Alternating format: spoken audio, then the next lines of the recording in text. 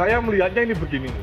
Dari keterkaitan rangkaian yang diperbuat oleh saudara terdakwa ini sampai akhirnya dihadirkan dalam persidangan hari ini, apakah itu juga memenuhi mens rea atau bagian sikap batin atau niat jahat, meskipun hal itu akan dibuktikan hakim yang akan memberikan keyakinan. Pendapat saudara gimana? Pendapat saya sudah saudara rangkum bahwa itu nanti hakim yang akan memberikan putusan, karena tidak mungkin saya tahu niatnya Gus Nur. Saya harus menguji saudara terdakwa, saudara Bambang Tri, dan yang bisa menguji itu adalah majelis hakim. Jadi pertanyaan saudara dengan saya sebenarnya sama jawabannya. Kan hari ini kan saudara tadi ahli menjelaskan bahwa mendampingi Gus Nur di Palu, di Surabaya, di Jakarta, di Surabaya sebagai ahli, bukan pengacara. Waktu persidangan Gus Nur Nah, di situ kan pada akhirnya yang bersangkutan ini ditetapkan dinyatakan bersalah. Yang Jakarta. Terus kemudian yang ingin saya tanyakan ini begini, terkait ini tidak perbuatannya, bukan aktus reusnya, terkait suatu mens rea niat jahat atau sikap batin yang berkaitan pada akibat yang ditimbulkan mengarahnya kalau misalnya niat saja tanpa ada perbuatan pelaksanaan ataupun kesengajaan tidak akan dipidana. Betul. Dulu di zaman Yunani sudah dicetuskan demokrasi, tapi Sokrates tidak setuju dengan penerapan demokrasi. Kenapa?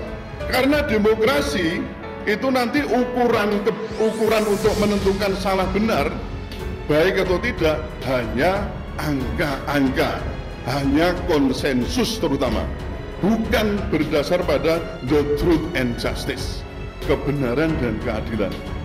Karena sikap skeptisnya Sokrates ini, kemudian Sokrates dihukum mati. Karena apa?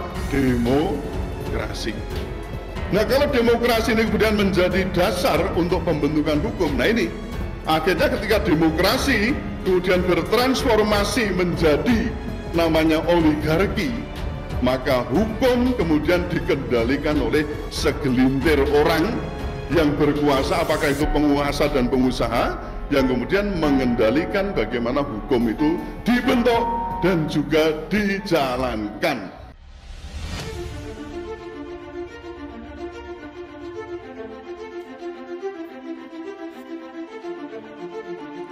Riuhnya sidang perdana gugatan ijazah palsu dihadiri pendukung Bambang Trimulyono hingga teman SMA Jokowi.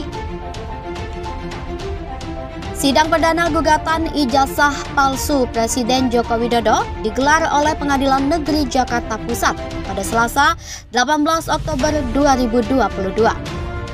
Sidang itu dihadiri oleh para pendukung Bambang Trimulyono, penggugat ijazah Jokowi yang baru-baru ini ditangkap polisi atas dugaan menebar ujaran kebencian dan penistaan agama. Pantauan Kompas.com, para pendukung Bambang memenuhi ruang sidang. Mereka sempat bersahut-sahutan menyuarakan agar hakim mengusut tuntas dugaan Jokowi menggunakan ijazah palsu saat mendaftar pada Pilpres 2019 lalu. Bahkan, ruang sidang sampai harus dipindah karena tak cukup menampung warga yang hadir dan menyaksikan jalannya persidangan. Teman SMA Jokowi hadir bawa ijazah.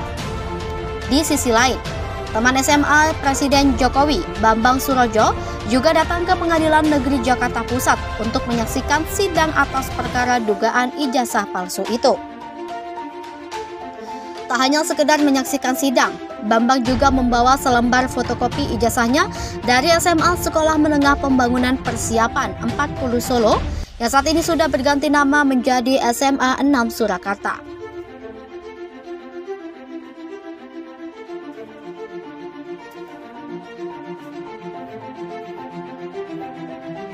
Bambang mengungkapkan, dirinya merupakan teman satu kelas dari Jokowi sejak kelas 10 hingga 12 SMA.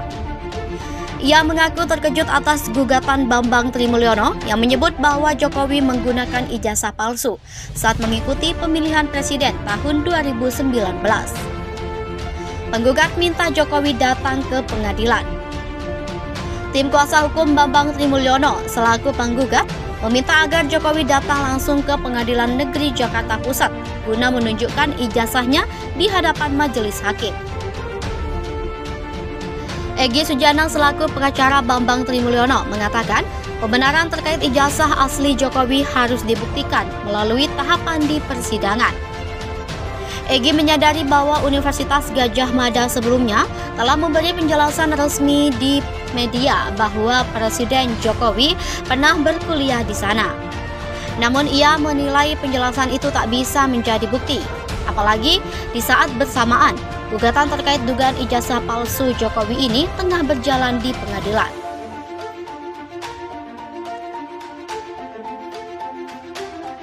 Atas dasar tersebut, Egy berharap Rektor UGM Profesor Alfa Emilia dan jajaran SMA 6 Surakarta dapat menjadi saksi dalam persidangan perkara dugaan ijazah palsu di Pengadilan Negeri Jakarta Pusat nantinya.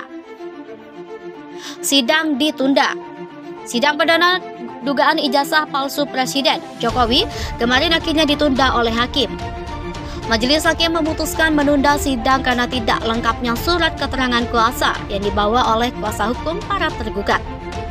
Keempat tergugat dalam perkara ini yaitu Presiden Jokowi, Komisi Pemilihan Umum, Majelis Permusyawaratan Rakyat, serta Kementerian Pendidikan, Kebudayaan, Riset dan Teknologi diwakili oleh kuasa hukum masing-masing.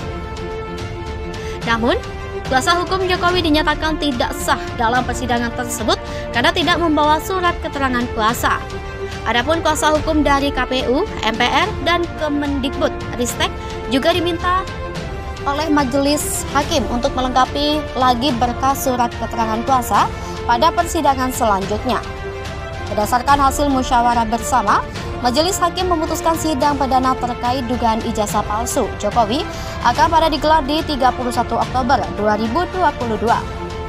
Mengungkapkan dirinya merupakan teman satu kelas dari Jokowi sejak kelas 10 hingga 12 SMA. Ia mengaku terkejut atas gugatan Bambang Trimulyono yang menyebut bahwa Jokowi menggunakan ijazah palsu saat mengikuti pemilihan presiden tahun 2019. Penggugat minta Jokowi datang ke pengadilan. Tim kuasa hukum Bambang Trimulyono selaku penggugat meminta agar Jokowi datang langsung ke Pengadilan Negeri Jakarta Pusat guna menunjukkan ijazahnya di hadapan majelis hakim. Egy Sujana selaku pengacara Bambang Trimulyono mengatakan pembenaran terkait ijazah asli Jokowi harus dibuktikan melalui tahapan di persidangan. Egy menyadari bahwa Universitas Gadjah Mada sebelumnya telah memberi penjelasan resmi di media bahwa Presiden Jokowi pernah berkuliah di sana. Namun ia menilai penjelasan itu tak bisa menjadi bukti, apalagi di saat bersamaan gugatan terkait dugaan ijazah palsu Jokowi ini tengah berjalan di pengadilan.